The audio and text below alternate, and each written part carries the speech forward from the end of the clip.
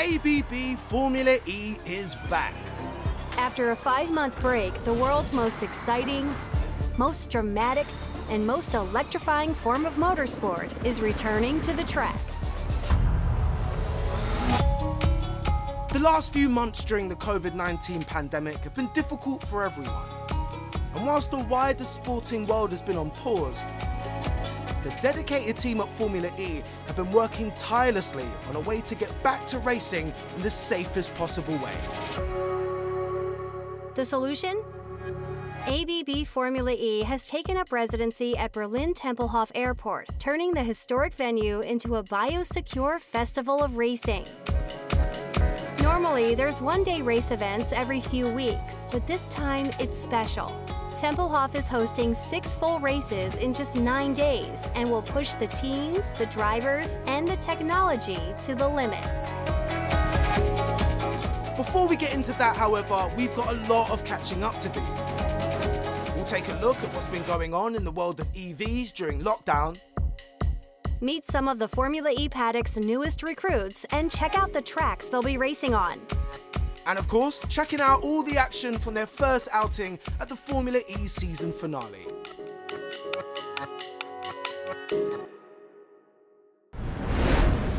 But first, when the world went into lockdown, we were given a stark reminder of why it's so important for us to be heading to a more sustainable way of living. With lockdown, we suddenly had very few vehicles on the roads, and as a consequence, emissions from these vehicles had fallen off dramatically. The response from a nature's point of view has been really dramatic. We've seen changes in days and a few weeks, which we would previously have not thought possible. As 1.7 billion people went into lockdown across the globe to protect from the effects of COVID-19, the planet began an incredible transformation. Cities across the globe saw pollution levels drop by up to 60%, thanks in part to a massive reduction in the amount of vehicles on the roads. We worry about the terrible consequences of the pandemic and the people that have died as a consequence of COVID.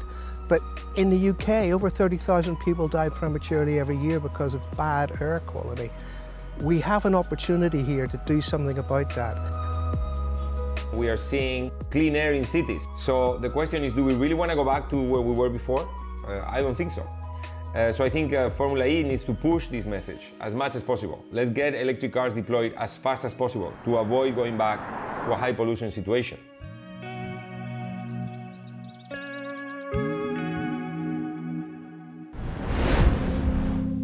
Formula E isn't alone in that fight, however. So let's take a look at what's been going on in the wider car industry while we've been away from your screens. Volvo performance arm Polestar began delivering their game-changing Polestar 2, and early impressions have been good. The first mass-market car from the Swedish brand offers nearly 300 miles of range, 0 to 100 kilometers per hour in under 5 seconds, and an understated luxury interior for those of us who aren't quite into the screen-only minimalism of its competitors. If you like your electric cars SUV-shaped, there's even more exciting stuff on the horizon. BMW launched their iX3, an all-electric version of the X3 SUV, and their first dedicated electric car since the i3 was launched in 2013. With a range of 285 miles, the iX3 uses BMW's 5th-generation electric drive tech, which they say has 30% more power density than the motor from the i3. Nissan showed off a production version of their new Ariya SUV. Their first bespoke EV since the Leaf was introduced in 2011, Nissan says the Ariya is key to their electrified future, so much so that they've used the vehicle to launch their new brand identity. The triple-motor powertrain will deliver up to 300 horsepower with a range of 310 miles on a single charge. Add to this new all-electric versions of the Opel Mokka SUV and the next-generation Citroën C4, and the bigger picture is starting to become clear. Every day there are more and more EVs on the road. They go further, go faster and go for less money. Existing cars are being converted, and all the new models turning heads are electric. And whilst the car industry has been innovating on the production lines, Formula E has been innovating on the racetrack. For the 6-race season finale in Berlin, Formula E decided to make things even more exciting.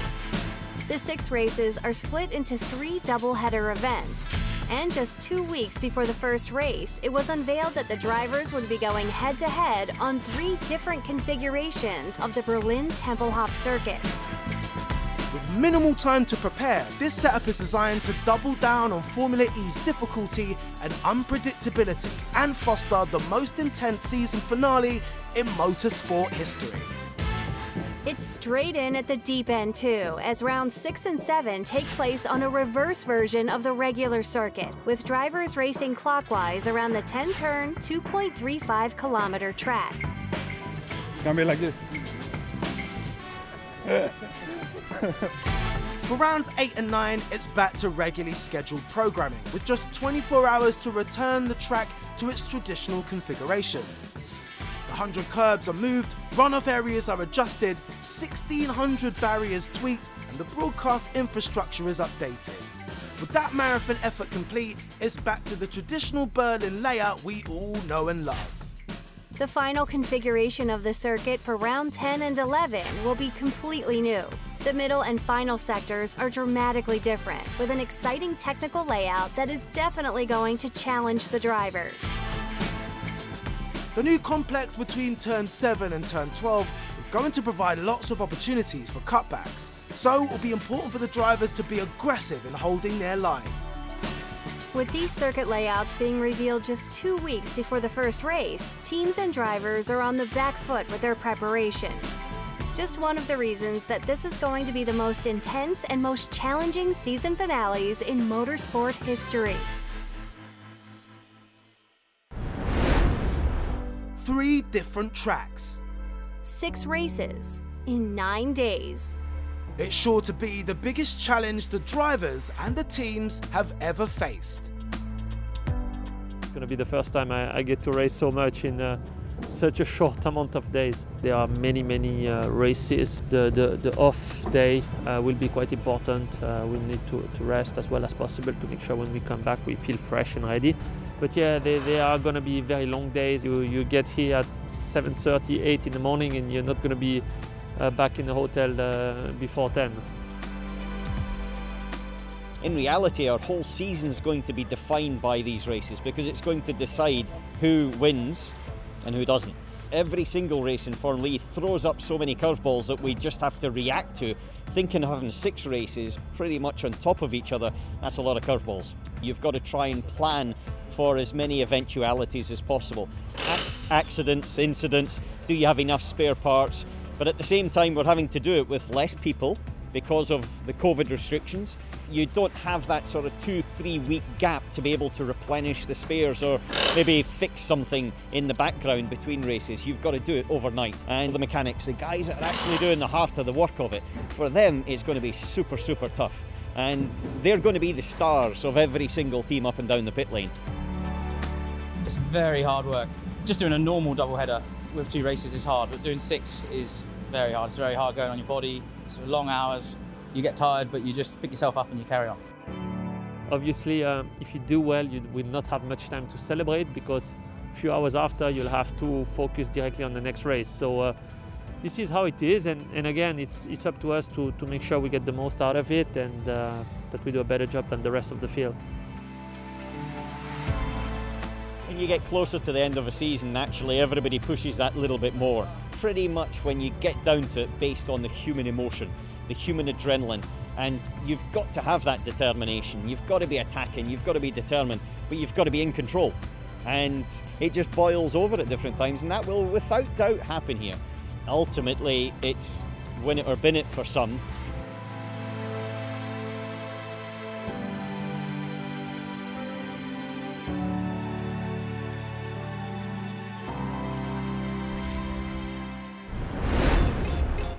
The season finale is going to be difficult for everyone. There's no denying that. But there are 3 guys in the paddock who are going to have a tougher time than most. Rene Rast is taking over in the number 66 car for Audi after Daniel Abt was dropped by the team when he invited a pro sim racer to take his place in the Formula E Race at Home Challenge in support of UNICEF. Rast is no stranger to speed, having won 2 DTM championships. But as we all know, Formula E is a very different beast. For Berlin, it's difficult to set any goals right now. I mean, it's quite different to what I'm used to.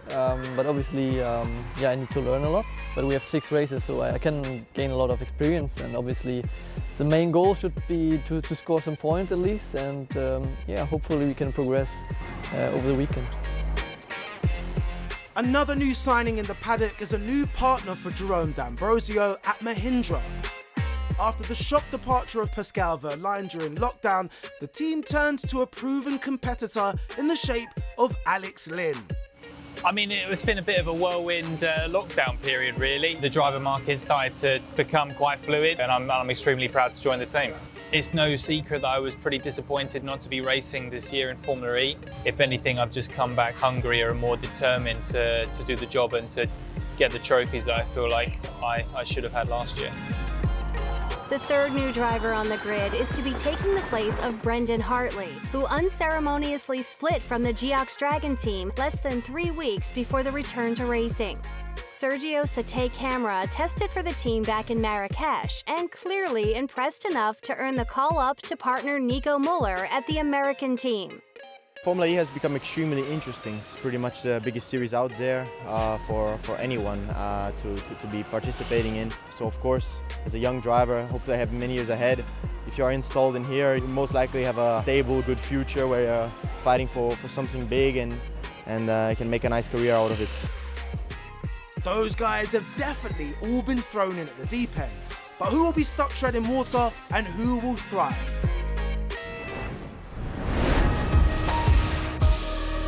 We're on the ground in Berlin at the epic season finale.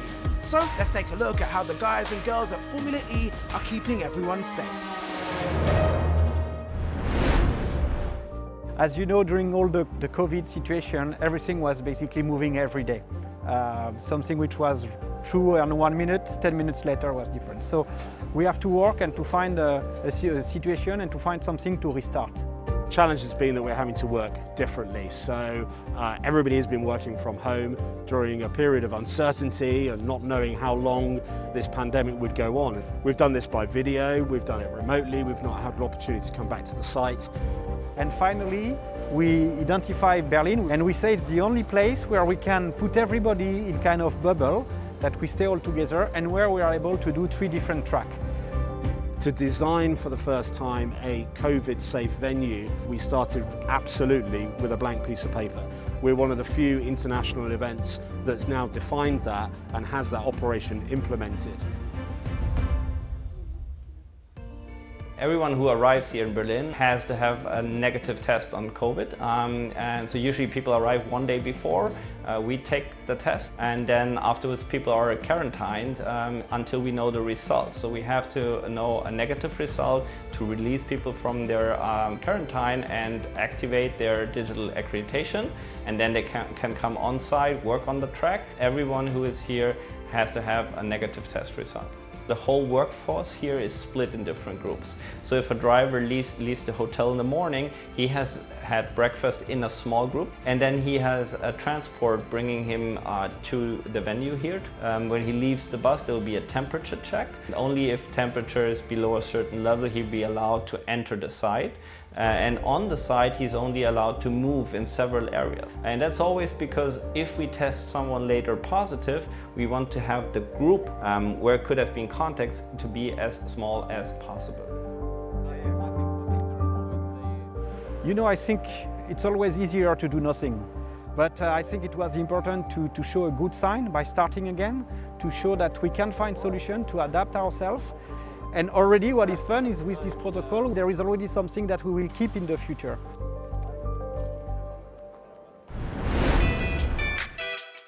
Before we get into the action on the brand new reverse Berlin circuit, let's get up to speed on how the season has played out so far. We go green, Imperial. The opening doubleheader weekend in Saudi Arabia kicked off the season, but there was trouble for the champ. Out of the race, out of the car. Sam Bird was flying for Envision Virgin Racing. And it was a dream entry to the championship for Porsche and Mercedes. The second race of the doubleheader weekend saw Alexander Sims take pole position once again.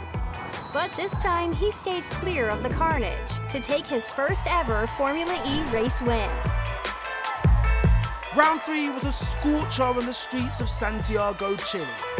A difficult race for reigning champions DS Techeetah as infighting between Verne and new recruit Da Costa threatened their result. He's not moving out of the way.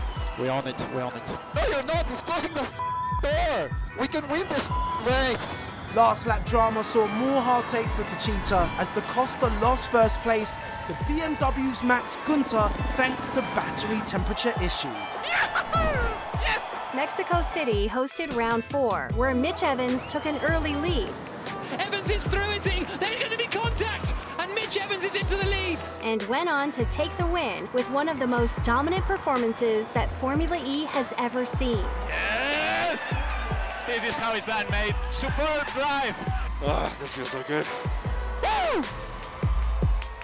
Round 5 on the streets of Marrakesh, Morocco, saw DS Techeetah put on a seriously strong performance. Da Costa was trading places with Günther for the lead, and Jev was making his way through the field from the back. He's passing Max Günther 1-2 at the moment for DS Techeetah. Jean-Eric Verne up the inside and ahead of Max Günther. But once again, it was Günther with the last lap heroics. Da Costa out of the final corner. He wins the race, and Günther's into second place on the final lap. As we arrive in Berlin, the championship looks like this. Antonio Felix da Costa leads the way with 67 points. But there's less than 40 points separating the whole of the top 10. With 180 points on offer across the 6 races in Berlin, it really is anyone's game.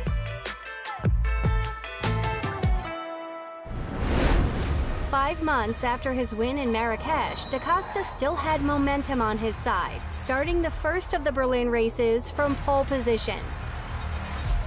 Just waiting for those lights and the race on the reverse circuit to get underway. And we go green in Berlin.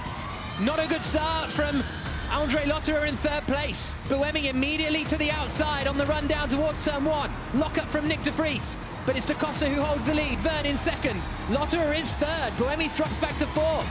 Everybody safely through the first corner nicely. Sam Bird was carving his way through the field. And there is the move. Sam Bird. Sam Bird has got past Ambrosio for 6th place down into turn 5. Nice one, mate. Right, you know the gig. Eyes forward. Let's go and get him. Whilst his future teammate Mitch Evans was struggling. D'Ambrosio up the inside of Evans. Very good move from D'Ambrosio. Jev was looking vulnerable in second, and sensing blood in the water, the chasing pack battled it out to catch him. Here comes Lotterer on De Vries. Oh, again, I thought he was coming over. And what's that? Bird! Bird's going through on Verne. Has Verne got a problem? Suddenly, Verne is slowing an awful lot. Sam Bird's up into second place. Verne is going to be under pressure here from the cars behind. I have no energy, I cannot fight. The dummy down the inside into turn 1. Verne still tries to hold on. René Rast uses his fan boost. Verne goes in deep and through goes Andre Lotterer up into third position. What is happening here to the 2-time champion? They're all passing me like if I don't exist. De Vries tries to go up the inside. They bang wheels. Stoffel Van Dorn makes his way past Jerome D'Ambrosio. This is a remarkable drive from Van Dorn, the Belgian. He's about to go past Jean-Eric Verne as well, is he? Down into the hairpin of turn 2. Da Costa serenely sailing away into the Berlin sunset, but behind it is very, very busy for second place. There's a look up the inside. Verne loses another position, this time to Stoffel Van Dorn. This is going terribly for Jean-Eric Verne. Sam Bird to the outside of Lotterer into turn 7. Bird now up into second position. What a drive from the man in the Kylo Ren helmet. The Force is with him today. And Evans, they're going to go side by side through turn 3. That's brave. Over the debris, Evans gets on the dirt. Buemi does hold the place in 8th position, and Günther hits Evans, and Evans is sent spinning around. Fucking idiots. Keep going, come on. Lotterer's in second place. Why? because he's overtaken Sam Bird. Full acceleration. Watch out, Jeff. Really difficult. Oh, wow. Was that de Grassi absolutely ramming Byrne? What the f was that, de Grassi? Ah! Antonio Felix da Costa is into his last percentage of usable energy, and he's only halfway round the lap. It's all going to go wrong here, isn't it, for the race leader? He's far enough round, do you think, Jack? I'm thinking, He's regenerating now. This is going to be super tight. And we have to listen, because if he coasts over the line, then it's okay. He's coasting, Jack. He's coasting. He's got 5.6 seconds, but this is tight on energy. He's weaving across the line. He hits 0, and da Costa takes the first win in Berlin. Yahoo! Yes! That's amazing. Eyes on tomorrow. Let's go. 1 done, 5 to go. Let's go. There's a long way to go. There's still a really, really long way to go. And if we keep doing things like we did today, the team, I mean, hats off. And not only today, but the build-up to this weekend was amazing. And I was so confident. And yeah, I was able to put it all together today. After that clean sweep in round 6, da Costa proved that there was no luck involved the very next day and dominated qualifying once again to start on pole position for round 7. And we go green at Tempelhof. Good start from da Costa. Gets across, covers off Sebastian Buemi. On the run down in towards the first corner. Whoa, sending it right to the outside there is Nick de Vries, and he might get up into 3rd position. Really good aggressive move from the Mercedes driver, and he's got ahead of Alex Lynn. They're coming through turn 1, now down into turn 2. Da Costa holds the lead. Mercedes driver Stoffel van Dorn was putting it all on the line to stay in the championship fight. This will be a bold one. Van Dorn's going to try and make it 3 wide. No, Stoffel, don't do it, please. Or he's going to go past both of them because he's in attack mode. And he sweeps around 2 places. What a move from Stoffel van Dorn in the Mercedes. That is now P6. With da Costa speeding towards a Formula E title up front, and Season 2 champ Buemi close behind, the battle for the final step on the podium between Frijns and Season 3 champion de Grassi was heating up. De Grassi looks to the right-hand side. He's got the extra power, bit of a lock-up, and de Grassi is through. Up into 3rd place then. And here comes Frijns, side by side with de Grassi. He couldn't quite make the move. It's not over yet. Again, look at de Grassi defending. That's allowed Bird, as you say, to close up the contact between Van Dorn and Frijns. He sent it there, didn't he, into 5. When is Frijns going to make the move on de Grassi? We've got 1 more lap to go at the end of this one. Goes to the outside and goes for it. No. Here comes da Costa, and he's going to extend his championship lead even further. Across the line, Antonio Felix da Costa wins again in Berlin. Absolutely stunning stuff. Buemi in 2nd, and de Grassi does hold on to 3rd position. 4th is Robin Frijns, 5th is Stoffel van Dorn. Yes! Vamos! 2 in a row, guys. 3 in a row. Amazing. All right, 2 down, 4 to go. I mean, these momentums and these days, they are rare. So I know how hard they are to get, and I'm so happy that they're coming to me right now. An unbelievable 3 pole positions and 3 race wins in a row for da Costa is a feat never before achieved in Formula E. Shows just how commanding he's been. And with his 3 closest title rivals heading into the finale scoring only 2 points between them in the opening 2 rounds, da Costa has opened up a humongous 68-point lead. With 4 rounds remaining and a maximum 120 points still up for grabs, it's not game over for his title rivals yet. But it certainly looks like the Portuguese driver's dominance in Berlin is far from over. Join us next time as we bring our season to a close and bring you all the action from the most intense end to a motorsport season the world has ever seen, and crown our 2019-2020 champion. You won't want to miss it.